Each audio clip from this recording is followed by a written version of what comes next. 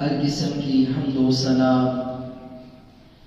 اللہ وحدہ لا شریک کے لیے، درود و سلام امام الانبیاء سید المرسلین امام المجاہدین جناب محمد رسول اللہ صلی اللہ علیہ وآلہ وسلم کی ذات ارفع و بالا کے لیے، نبی پاک علیہ السلام کی حدیث مبارکہ پہ ہمارا ایمان اور اس کے ساتھ ہمارا جو عمل کا رشتہ ہے اس حوالے سے ہمارا بیان، ہمارا موضوع جاری ہے۔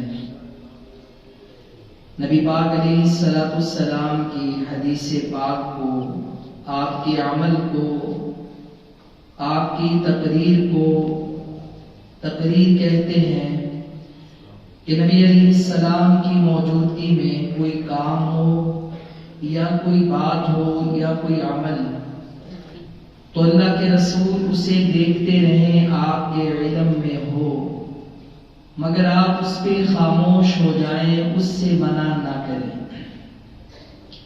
تو اسے حدیث کی اصطلاح میں، ٹرم میں تقریر کہا جاتا ہے۔ تو اللہ کے رسول کا فرمان، نبی پاک علیہ السلام کا عمل یا آپ علیہ السلام کی تقریر کہ آپ کی موجودگی میں ہونے والا کوئی کام یا کوئی بات اور اس پر اللہ کے رسول خاموش رہیں، تصدیق کی مہر لگا دیں، تو اس حوالے سے ایک فتنہ یہ بھی پایا جاتا ہے، بعض لوگ یہ کہتے ہیں کہ یہ حدیث نبی پاک علیہ السلام کی ایک ذاتی رائے ہے، اس کا دین کے ساتھ، اسلام کے ساتھ تعلق نہیں، یہ شریعت نہیں ہے۔ یہ بھی ایک مغالطہ دینے کی کوشش کی جاتی ہے اور مقصد یہی ہوتا ہے کہ لوگ نبی پاک علیہ السلام کی حدیث سے دور ہو جائیں۔ اللہ تعالیٰ نے قرآن مجید میں ایک نقطہ بیان کیا ہے، اللہ فرماتے ہیں وَأَنزَلْنَا إِلَيْكَ الذِّكْرَ، اے نبی ہم نے آپ کی طرف الذکر کو نازل کیا ہے، کتاب کو نازل کیا ہے۔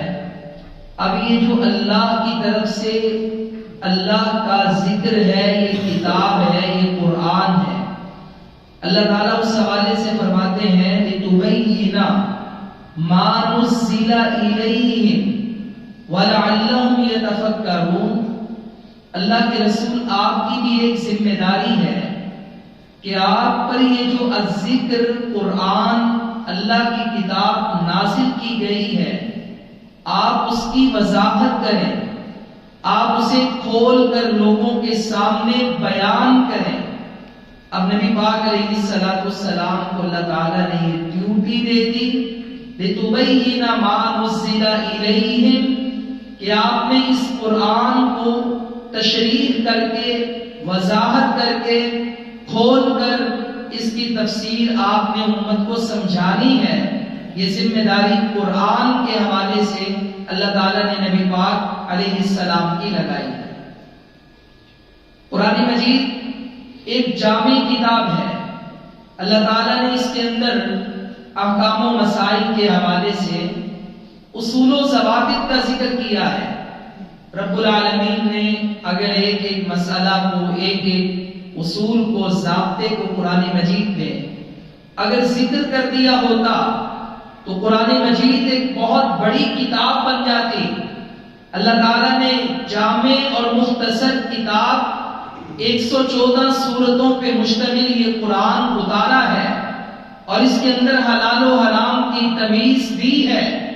اللہ تعالیٰ نے اصول و ضوابط سمجھا دیے کہ جس کو بعد میں لوگ اپلائی کر کے ان کا اپنے مسائل پر، احکامات پر استنباط کر کے، امپلیمنٹ کر کے اپنا حل تلاش کر لیں، یہ اللہ رب العالمین نے نبی کریم صلی اللہ علیہ وسلم کی ڈیوٹی لگا دی کہ آپ نے وضاحت کرنی ہے، قرآن مجید کو کھول کر بیان کرنا ہے۔ لہذا قرآن مجید کے پہلے مفسر وہ جناب محمد رسول اللہ صلی اللہ علیہ وسلم ہے۔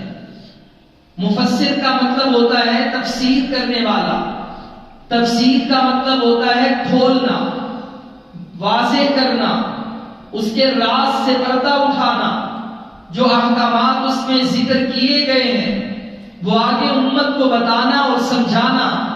یہ نبی پاک علیہ السلام قرآن مجید کے پہلے مفسر ہیں، پہلے شارح ہیں۔ اللہ تعالیٰ نے یہ جو کتاب اتاری ہے، یہ جو کتاب کا لفظ ہے، یہ اللہ رب العالمین نے قرآن کے لیے بھی بولا ہے، حدیث کے لیے بھی بولا ہے، اور نبی پاک علیہ السلام کی زبان مبارک سے یہ ادا کروایا ہے۔ تو بھائیو، اس سے یہ پتہ چلتا ہے کہ قرآن اور نبی کریم صلی اللہ علیہ وسلم کی حدیث یہ دونوں ہی کتاب اللہ ہیں، اللہ کی کتاب ہیں۔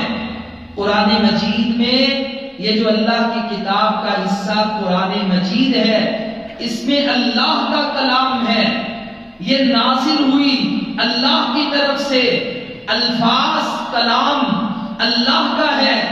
حدیث بھی کتاب اللہ ہے، نازل اللہ کی طرف سے ہوئی ہے، مگر اس میں الفاظ جناب محمد رسول اللہ صلی اللہ علیہ وسلم کے۔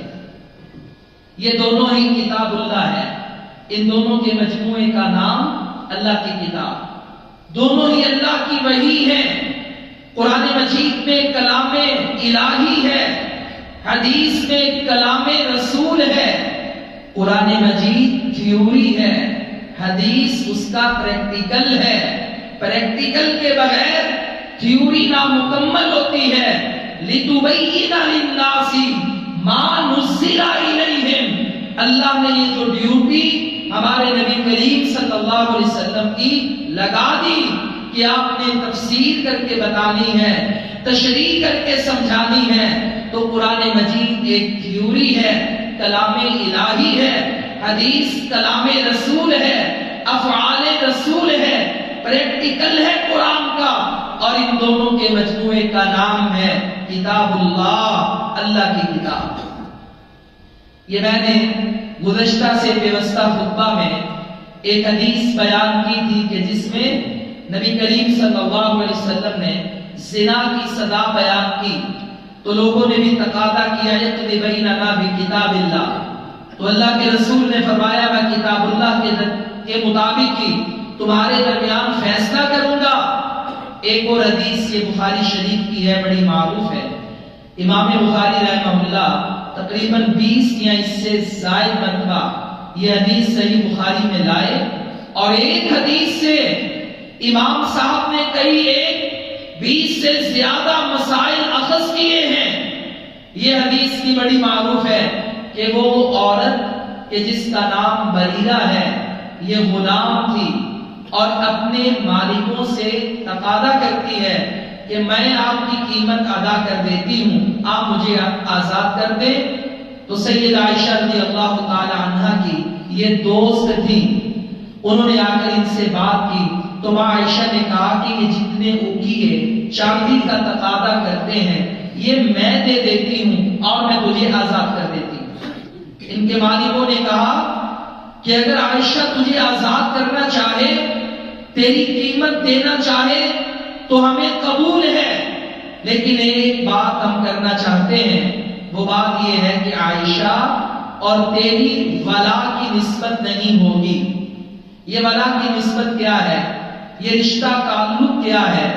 نبی کریم صلی اللہ علیہ وسلم نے یہ جو بیان کیا اور شرط لگائی ہے، دراصل اگر یہ آزاد کردہ غلام فوت ہو جائے اور اس کا نسبی رشتہ دار نہ ہو تو یہ مال دولت چھوڑ کے جائے، تو اس کے وارث وہ بنتے ہیں کہ جنہوں نے اس کو آزاد کیا ہے۔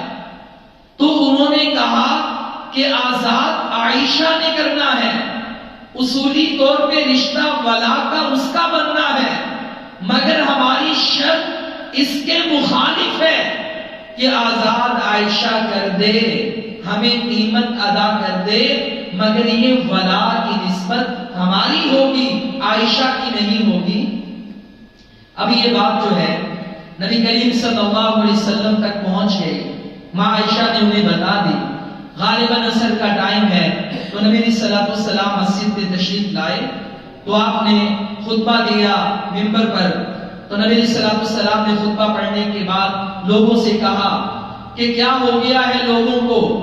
ایک تو اللہ کے رسول کا طرز مخاطب، وہ انداز، اس میں آپ نے بریرہ کے مالکوں کو مسجد نبوی میں سارے لوگوں کے سامنے نام لے کر کھڑا نہیں کیا، مخاطب نہیں کیا، رسوا نہیں کیا۔ نبی علیہ الصلوۃ والسلام نے انہیں کوئی نام لے کر نہیں پکارا، بلکہ آپ نے جنت سی بات کر دی۔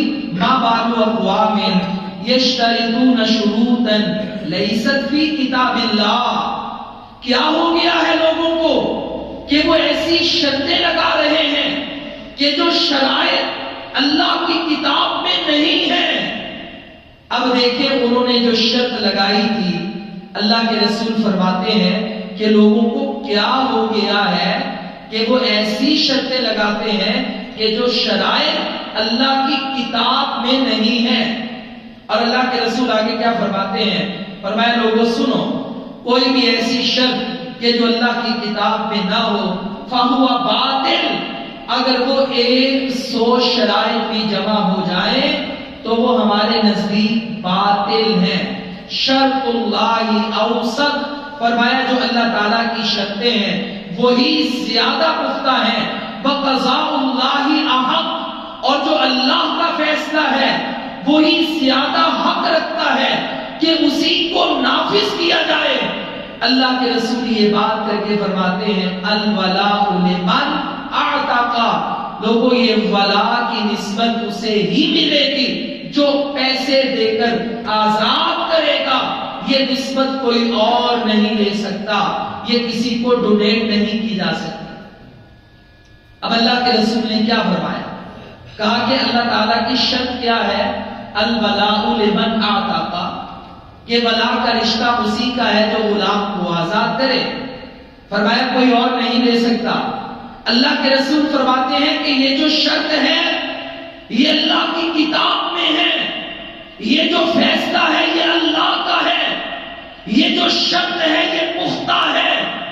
اب اللہ کے رسول فرماتے ہیں کہ اللہ کی کتاب میں یہ شرط ہے، جائیے بسم اللہ کی بات سے لے کر والناس کی سین تک پورا قرآن پڑھ لیں، آپ کو یہ شرط اور یہ ٹاپک کہیں بھی نظر نہیں آئے گا۔ جبکہ اللہ کے رسول فرماتے ہیں کہ یہ جو شرط ہے یہ کتاب اللہ میں ہے۔ اللہ کے بندوں تمہیں کیا ہو گیا؟ تم وہ فیصلے کر رہے ہو، وہ شرطیں لگا رہے ہو جو اللہ کی کتاب میں نہیں ہے۔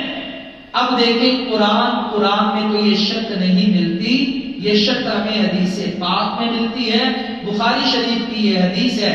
تو پتہ چلتا ہے اللہ کے رسول اپنی بات کو بھی کیا کہہ رہے ہیں؟ کتاب اللہ، کتاب اللہ، اللہ کی کتاب۔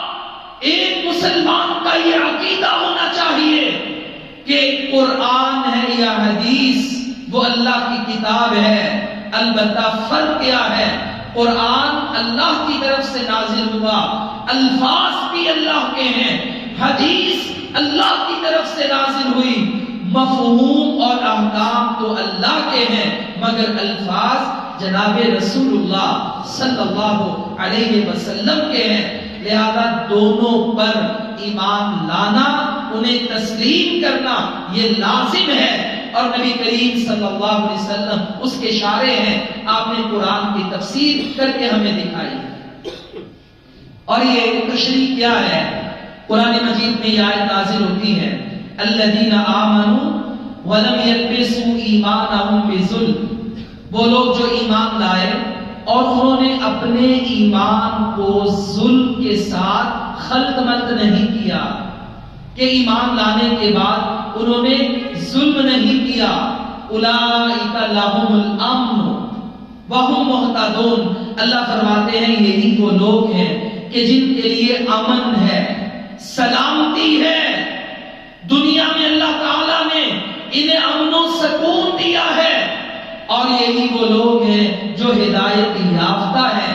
جب یہ آیت اتری تو صحابہ بڑے پریشان ہوئے کہ ہم میں سے کون سا ایسا بندہ ہے کہ جو بڑی نبی تولی زندگی گزارتا ہے، ظلم تو کہیں نہ کہیں ہو جاتا ہے، بڑا ظلم تو بندہ اپنے آپ سے کر لیتا ہے کہ وہ بڑی محنت مشقت کرتے ہوئے، اپنی جان پہ ظلم کرتے ہوئے 2-2 3 شفٹیں لگا کر کاروبار کرتا ہے، حقیقت میں وہ اپنے آپ پہ ظلم کرتا ہے۔ تو یہ جو ظلم ہے یہ کہیں نہ کہیں کسی نہ کسی درجے پر ہر بندے سے ہوتا ہی رہتا ہے۔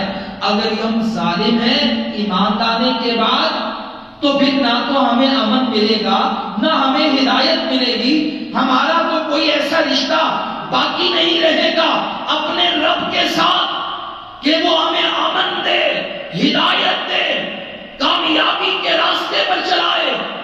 جب یہ بات انہوں نے اللہ کے رسول سے فرمائی تو نبی پاک علیہ السلام نے صحابہ سے کہا، میرے صحابہ، یہ جو قرآن کی آیت کا آپ مطلب سمجھ رہے ہیں، قرآن کی آیت کا یہ مطلب نہیں ہے، تم نے قرآن کو دوسرے مقام پہ نہیں پڑھا، ان الشرک لظلم عظیم، کہ شرک سب سے بڑا ظلم ہے۔ فرمایا یہاں پہ ظلم سے مراد عام ظلم نہیں ہے، بلکہ یہاں پہ ظلم سے مراد اللہ کے ساتھ شرک کرنا ہے۔ یعنی اللہ کہتا ہے کہ جو بھی ایمان لانے کے بعد شرک نہیں کریں گے، اللہ تعالیٰ کے ساتھ کسی کو شریک نہیں ٹھہرائیں گے، ان کے لیے امن اور وہ ہدایت یافتہ ہیں۔ اب دیکھیں قرآن کی آیت ہے، صحابہ کی سمجھ میں نہیں آئی، اور تشریح کرنے والے مفسر کون ہیں؟ جناب محمد رسول اللہ صلی اللہ علیہ وسلم۔ پتہ کیا چلتا ہے، اگر اللہ کے رسول کی بات دین نہ ہوتی تو اللہ تعالیٰ نبی پاک علیہ الصلوۃ والسلام کو شارع کیوں بناتا؟ اللہ کے رسول نے جب یہ بات قرآن مجید کی آیت میں کر دی، یہ حدیث قرآن کی وضاحت بن گئی، صحابہ کرام کو بتا دیا۔ اچھا بعض دفعہ ایسا بھی ہوتا تھا کہ قرآن مجید کی وضاحت ضروری تھی مگر صحابہ سوال ہی نہیں کرتے تھے، تو اللہ کے رسول خود صحابہ سے سوال کر کے اس کا جواب دے دیتے تھے۔ یہ قرآن مجید کی آیت ہے، سورۃ الزلزال ہے، یومئذ تحدث اخبارها، کہ اس دن یہ زمین اپنی خبریں بول کر بتائے گی یہ زمین اپنی نیوز شیئر کرے گی، بریک کرے گی، قیامت والے دن زمین۔ اب یہاں پہ سوال بنتا تھا، صحابہ نے کیا نہیں، اللہ کے رسول نے خود ہی سوال کیا اور خود ہی اس کا جواب دیا۔ یہ روایت ہے، اس آیت کے تناظر میں سیدنا ابو ہریرہ رضی اللہ تعالیٰ عنہ اس حدیث کے راوی ہیں، فرماتے ہیں رسول اللہ صلی اللہ علیہ وسلم نے فرمایا، اتدرون ما اخبارها، تم جانتے ہو یہ اللہ نے جو قرآن میں کہا ہے کہ زمین اپنی خبریں بتائے گی، معلوم ہے یہ خبریں کیا ہیں؟ صحابہ کرام آگے سے جواب دیتے ہیں، اللہ و رسولہ عالم، اللہ اس کا رسول ہی سب سے زیادہ جانتا ہے، ہمیں تو اس کے بارے میں معلوم نہیں۔ پھر اللہ کے رسول نے فرمایا، اخبارها، اس کی خبروں سے مراد یہ ہے قیامت کا دن ہوگا، بندے انکار کریں گے کہ یا اللہ میں نے یہ جرم تیری زمین پہ رہتے ہوئے دنیا کی زندگی میں نہیں کیا تھا، یہ عمل نہیں کیا تھا، تو زمین کے یہ ٹکڑے بول کے گواہی دیں گے، یا اللہ یہ برائی مجھ پہ چل کے کرنے کے لیے آیا تھا، یہ ظلم میرے اس حصے پر زمین کی پشت پہ ڈھاتا تھا، تو یہ زمین وعدہ معاف گواہ بن جائے گی، اس کو تو رب نے کچھ کہنا ہی نہیں، اس کی بلا کیا صدا ہے؟ یہ قیامت والے دن انسانوں کے خلاف بول کر گواہی دے گی کہ اے اللہ یہ جھوٹ بولتا ہے، یہ تو دنیا سے چلا گیا، نہ جانے کتنے لوگ دنیا میں آئے، کتنے گئے، زمین تو وہی ہے، یہ سورج بھی وہی ہے، یہ چاند بھی وہی ہے، کوئی یہاں پہ مہینہ، دن، سورج، رمضان، شوال، عید الفطر، عید الاضحیٰ، کوئی مہمان نہیں ہے، یہاں پہ مہمان تو انسان ہے جو اپنا وقت پورا کرتا ہے، زمین پر ہوتا ہے، کل زیر زمین ہوگا، قیامت والے دن عند اللہ وہ پیش ہو جائے گا، رب کے سامنے حاضر ہوگا۔ زمین تو بول کے بتا دے گی اے اللہ یہ تو میرے اوپر یہ ظلم ڈھاتا تھا، تو نبی کریم صلی اللہ علیہ وسلم نے فرمایا کہ یہ زمین یہ بھی کہے گی یا اللہ یوم کذا و کذا، میں تجھے دن بتاتی ہوں، میں تجھے تاریخ بتاتی ہوں۔ آج سے 50 سال پہلے، 40 سال پہلے یہ ریکارڈنگ سسٹم جو ہمارا سی سی ٹی وی اب تو بہت عام ہو چکا ہے، اس سے قبل یہی آیتیں پڑھ کر دنیا حیران ہوتی تھی، مستشرق کسی قرآن کا بلکہ اس قرآنک سائنس کا انکار کرتے تھے۔ وہ کہتے تھے بندے نے عمل کر لیا، بندہ ختم ہو گیا، مٹی میں مٹی ہو گیا، قیامت والے دن کیسے نامہ اعمال کھلیں گے، کیسے بندے کو سابقہ فلم دکھائی جائے گی، کیا بنے گا؟ ابھی کوئی بندہ مسجد میں، گھر میں، بازار میں، دکان میں، آفس میں چوری کر لے، بندہ نہیں مانتا، فوراً سی سی ٹی وی کا پاسورڈ لگایا جاتا ہے، اس کو 15 منٹ پہلے کی مووی دکھائی جاتی ہے، بندہ سر جھکا کے کھڑا ہوتا ہے، وہی جو 10 منٹ پہلے قسمیں کھاتا تھا کہ میں نے یہ کام نہیں کیا، اب اپنی آنکھوں سے دیکھتا ہے، کیمرے بول کے بتا رہے ہیں۔ اگر دنیا میں انسان کو دی ہوئی صلاحیت اور رب کی عطا کردہ سوچ، ٹیکنالوجی کا یہ رزلٹ ہے کہ بندے کی ہسٹری اس کو دکھائی جا سکتی ہے، سنوائی جا سکتی ہے، ابھی تو نہ جانے قیامت تک بندوں نے کیا ترقی کرنی ہے۔ اللہ رب العالمین جو بندوں کا رب ہے، قیامت والے دن اس کا سسٹم کس قدر فاسٹ ہوگا کہ وہ آدم سے لے کر آخری انسان تک زمین کو بھی حاضر کر دے گا، یہ بھی گواہی دے گی، پورا ریکارڈ پیش کرے گی، اللہ یہ دن تھا، یہ موقع تھا، بندہ گناہ کر کے بھول گیا ہے مگر میں گواہ ہوں۔ اللہ کے رسول صلی اللہ علیہ وسلم نے یہاں پہ وضاحت ضروری سمجھی تو صحابہ نے سوال نہیں کیا، آپ نے خود ہی سوال کر کے اس کا جواب دے دیا۔ یہاں پر یہ بات ہمیں سمجھ آتی ہے کہ نبی کریم صلی اللہ علیہ وسلم کی جو رائے ہے، آپ کی جو بات ہے، آپ کا جو عمل ہے، وہ محض ایک رائے نہیں بلکہ وہ دین ہے، وہ شریعت ہے، اور یہی نبی اور امتی میں فرق ہے۔ امتی بات کرے وہ چاہے صحابہ ہوں، امتی بات کریں وہ چاہے تابعین ہوں، وہ چاہے تبع تابعین ہوں، وہ چاہے 4 امام یا گزرے ہوئے 4000 امام ہوں، امتی بات کرے وہ دین نہیں بنتا، نبی پیغمبر جو بات کرتا ہے وہ دین بن جاتا ہے۔ اور دلیل یہ سنن نبی داؤد کی حدیث ہے، نبی کریم صلی اللہ علیہ وسلم حج کے موقع پہ ہیں تو آپ نے فرمایا اے لوگو اللہ تعالیٰ نے تم پر حج فرض کر دیا ہے۔ اب ایک بندہ کہتا ہے افی کل عام، اللہ کے رسول کیا ہر سال؟ اللہ کے نبی خاموش۔ وہ پھر کہتا ہے افی کل عام، مجمع سے آواز آئی کیا ہر سال قربانی کی طرح، روزوں کی طرح حج بھی ہر مسلمان پہ فرض؟ میرے نبی خاموش۔ تیسری بار وہ کہتا ہے افی کل عام، خاموش۔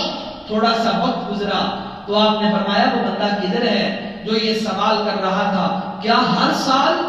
قربانیاں تو ہر سال ہر جگہ پہ ہو جاتی ہیں کیونکہ اس کے لیے ٹریول نہیں کرنا پڑتا، حج کے لیے تو خاص مہینے میں خاص جگہ پہ جانا پڑتا ہے۔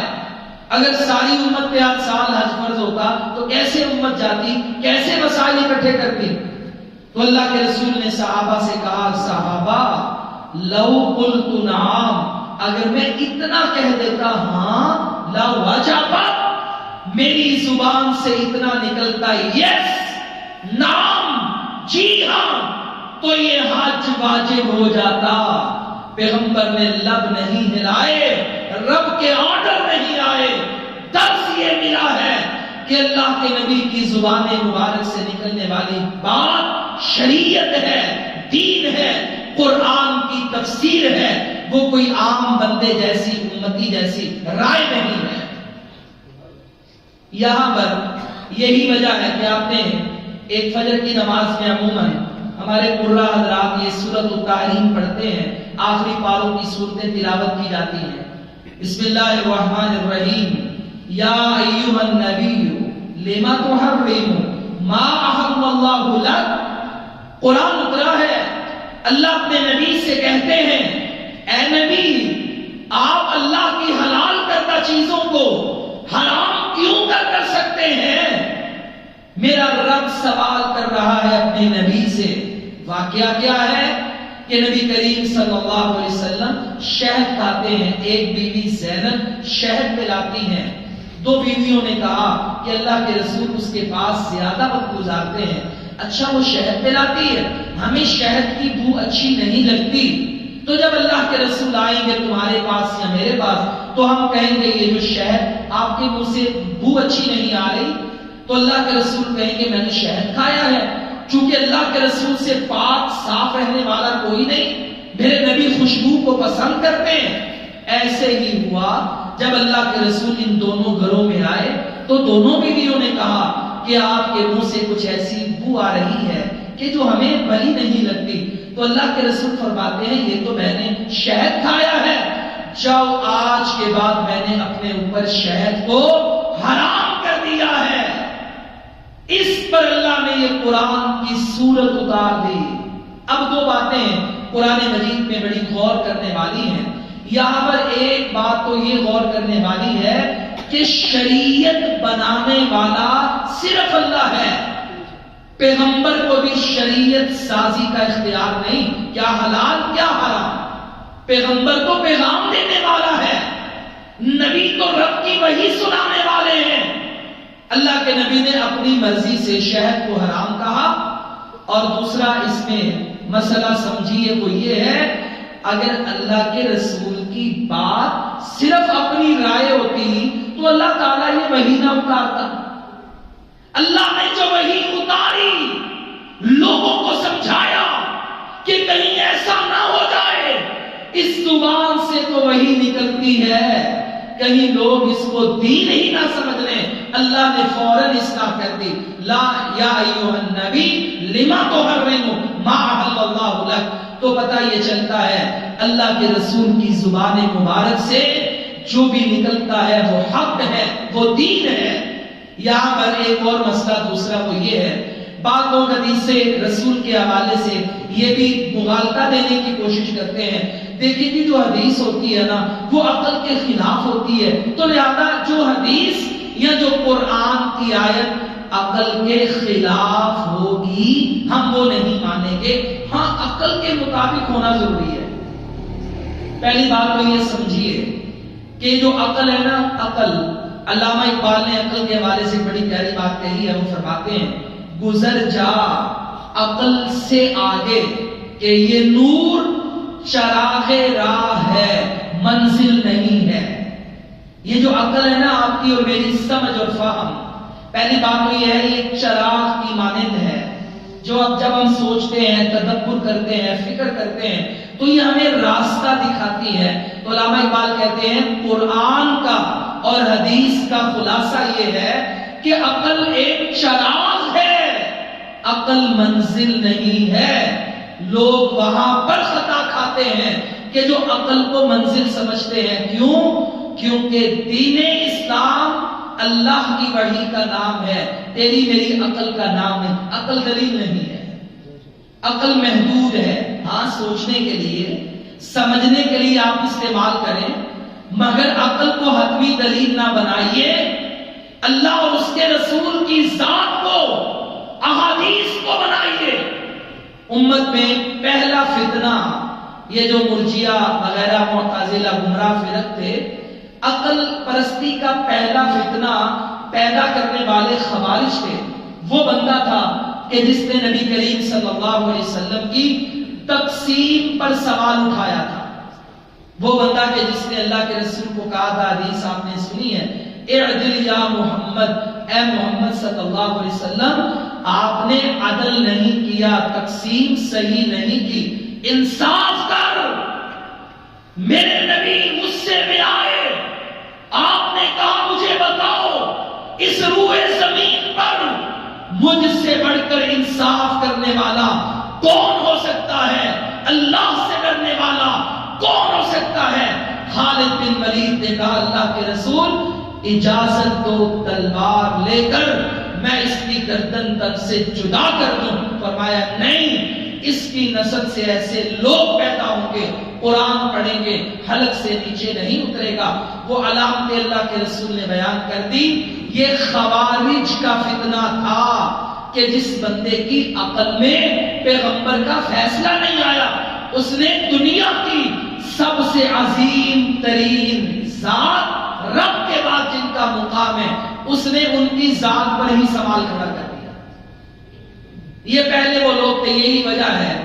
یہ روایت صحیح بخاری مسلم کی روایت ہے، مسلم شریف کی روایت ہے۔ ماں عائشہ رضی اللہ تعالی عنہا سے معاذہ کہتی ہیں کہ میں نے آ کر سوال کیا، میں نے کہا کہ اے عائشہ مجھے ایک بات کا جواب تو دے۔ انہوں نے کہا کیا جواب؟ کہا کہ یہ ماہواری والی خواتین کا کیا معاملہ ہے کہ روزوں کی قضا نہیں دیتی، نماز کی قضا نہیں دیتی، روزوں کی قضا دیتی ہیں۔ یعنی اگر رمضان مبارک میں یہ دن آ جائیں تو 5 6 7 جو روزے ہیں وہ بعد میں رکھنے ہیں، اور ہر مہینے جو نمازیں چھوٹتی ہیں نمازوں کی قضا نہیں ہے، روزوں کی قضا ہے۔ ماں عائشہ سے یہ سوال کرتی ہیں، سیدہ عائشہ نے جواب نہیں دیا، پہلے تعارف پوچھا، کہا یہ بتا الستی بحروریہ، کیا تیرا تعلق حروریہ سے تو نہیں؟ یہ وہ حروریہ ہیں جو خوارج تھے۔ اس عورت نے کہا نہ، میں حروریہ سے نہیں ہوں، میں مدینے سے آئی ہوں، تمہاری ہی بستی میں رہنے والی ہوں۔ اب ماں عائشہ کا جواب سنیں۔ حضرت عائشہ 100 طویلیں پیش کر سکتی تھی، دیکھو بھائی ایک جنرل سی بات ہے، یعنی آپ کے سامنے بھی میں رکھتا ہوں کہ ہر مہینے 5 6 دن ہوں تو 30 35 7 دن نمازوں کی قضا، ہر مہینے 35 نمازیں پڑھنا یہ مشکل کام تھا۔ اللہ نے یہ واجب نہیں کیا، اس کی قضا نہیں دی، نمازوں کی چھٹی دے دی۔ اب سال میں ایک بار رمضان آتا ہے، 5 6 روزے بنتے ہیں، اس کے لیے 11 مہینے باقی ہیں، تو رمضان کے 6 روزوں کی قضا کا کہہ دیا جو بوجھ نہیں ہے، یہ نمازوں کا بوجھ تھا ہر مہینے کا، شریعت نے مشقت میں نہیں ڈالا۔ یعنی یہ تعویلیں ماں عائشہ بھی پیش کر سکتی تھی، مگر سیدہ عائشہ کا جواب سنیے، آپ نے آگے سے کیا جواب دیا۔ تعارف کے بعد کہا سنو، اللہ کے رسول کے زمانے میں ہمیں بھی یہی مسئلہ لاحق تھا، ہم بھی اسی فکر کی مراحل سے گزرتی تھی۔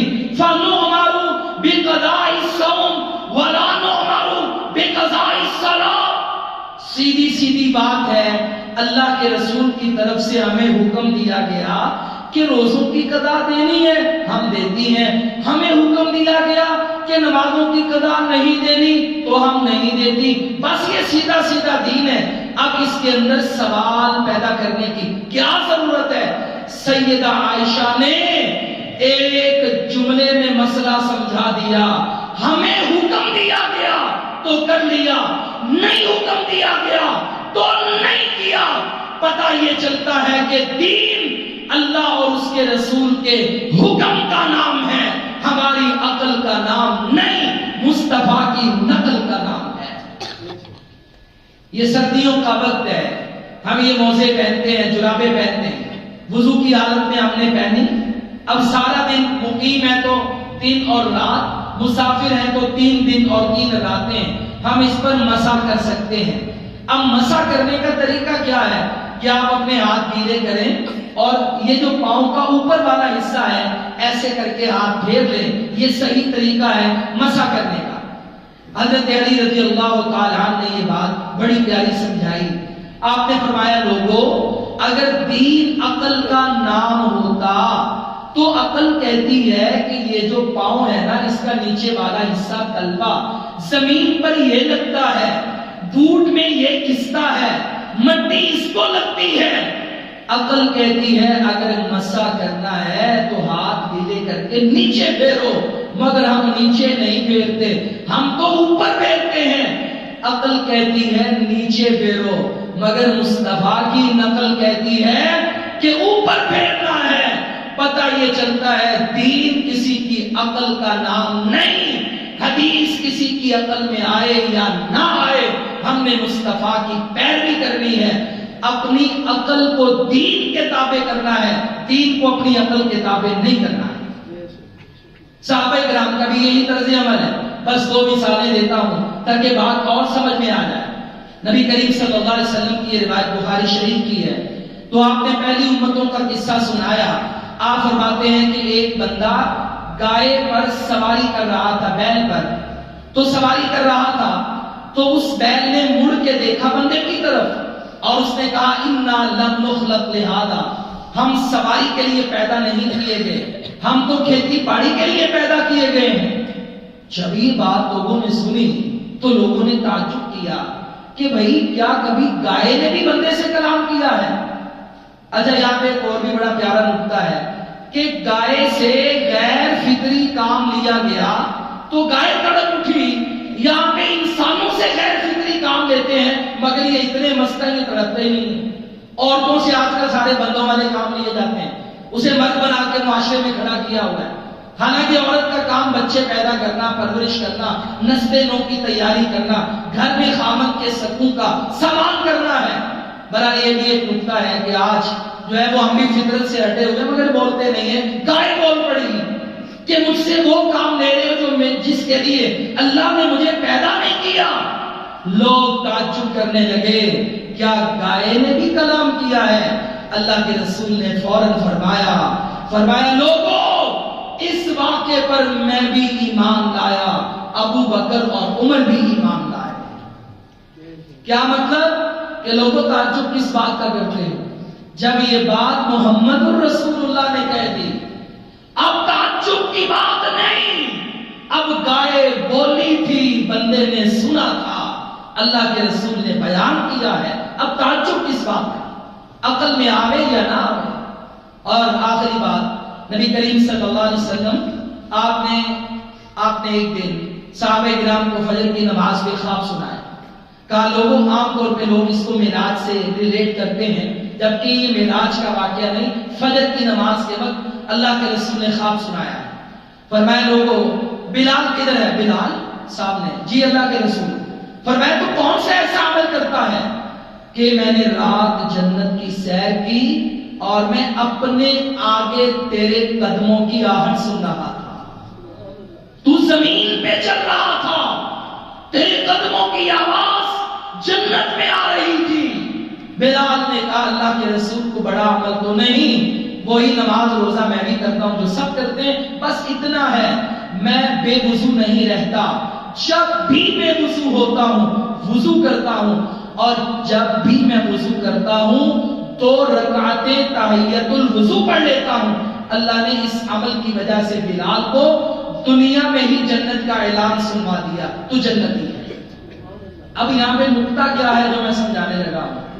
بلال نے یہاں پر آگے سے اعتراض نہیں کیا، اللہ کے رسول میں تو رات کو زمین پہ چل رہا تھا، جنت میں آواز کیسے آ گئی؟ کوئی اعتراض نہیں، کوئی سوال نہیں، میں تو زمین پہ چل رہا تھا، جنت میں آواز کیسے پہنچی؟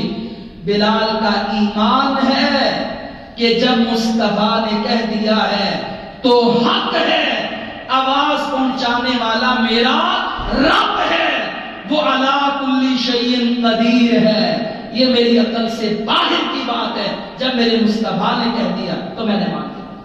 تو پتہ یہ چلا کہ اللہ کے رسول صلی اللہ علیہ وسلم کی حدیث یہ عقل کے خلاف نہیں ہوتی، بندے کی عقل متضاد راستے پہ ہوتی ہے۔ جب ہم اپنی عقل اور فہم کو اللہ اور اس کے رسول کے تابع کریں گے تو مسئلہ حل ہو جائے گا۔ جب حدیث کو اپنی عقل کے تابع کرنے کی کوشش میں لگے رہیں گے تو پھر گمراہی کے راستے اور باب کھلے پڑے ہیں۔ اللہ سمجھنے کی عمل کی توفیق عطا فرمائے۔ وآخر دعوانا الحمدللہ رب العالمین۔